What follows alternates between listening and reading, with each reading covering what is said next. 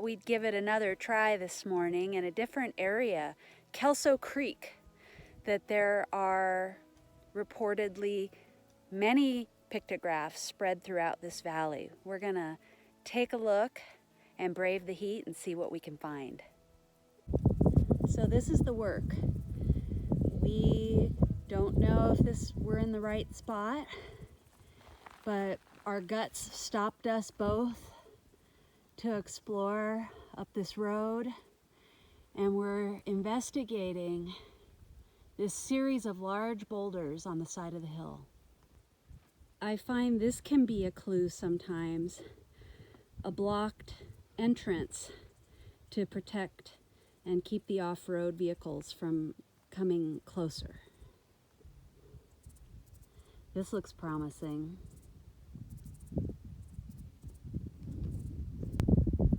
Exciting! We found it! Oh, so grateful to see this. I'll take photos and de-stretch this. It's very shady in here, and you can even see the smoke marks of ancient fires in this shelter cave.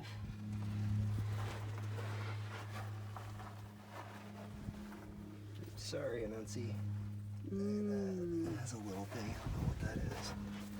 Look at this little hole. This is interesting that there is a mark right here. Watch for the spider. Right here. And I totally didn't see it. I am just astounded once again by this discovery. And we follow our gut because, you know, these places are secret for a reason. And that based on just a few clues, we're able to walk in the footsteps of these people who 1,000 years ago took shelter in this place, knew this landscape. So this is, in my opinion, time travel. Sweet success. Laying on my back in this shelter. I mean, it is 90 something out there. It's totally cool. I could probably spend the day here if I had enough water and time. And really tune into the landscape and just try to feel what someone 1,000 years ago felt. These pictographs are very old because they're very faded. They're protected from most of the elements. Maybe as the sun is setting, they get more exposure to the UV, but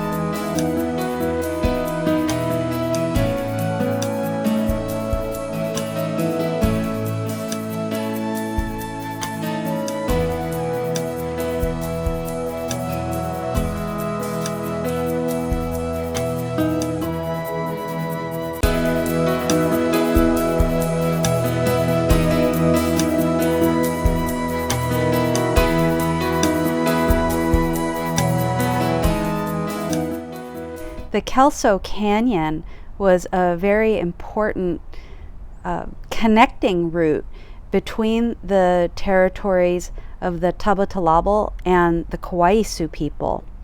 And in one of the stories I read, it talked about where the canyon ends at that south fork of the Kern River, that the ancient people became stone And so I thought that was interesting, being that the mountains were covered with stone where we found the pictograph shelter. There's also a story of one of the last legendary shamans whose name was Bob Rabbit, and he was a weather shaman, and he lived in Kelso Canyon. And it talked about some of the materials that were in his rainmaking kit. A soapstone mortar was used in the ceremony. The rainmaking paraphernalia included a series of objects: chia, pinions, acorns, a fawn skin, eagle feathers, and special crystals. Bob drew a cross on the ground. Arms pointed to the cardinal directions. The ritual objects were placed in the northwest quadrant.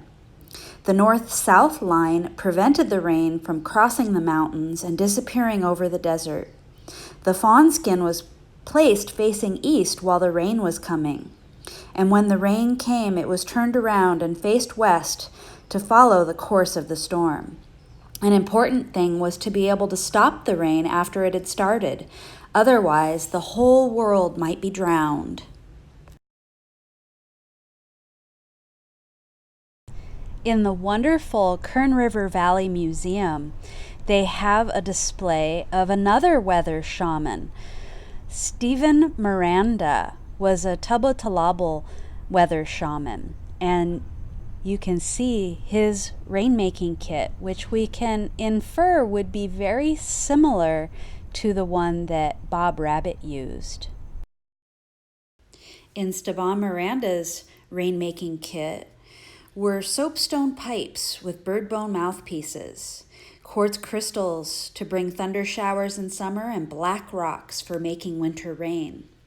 To make rain, 4 old men and the weather shaman sang for 3 nights. During the day, they abstained from meat, eating only acorn mush and seeds. At the end of this time, the rain doctor went outside alone and prayed, and then he brought the rocks in, and it rained. I'm so grateful that these first-hand accounts from these shamans has been recorded, that they were willing to share their information. So for me, that becomes a point of inspirational technology, and where I may not ever try to change the weather using these techniques, it's a beautiful piece of very specific and arcane shamanic knowledge that we still have today, which I just find is amazing.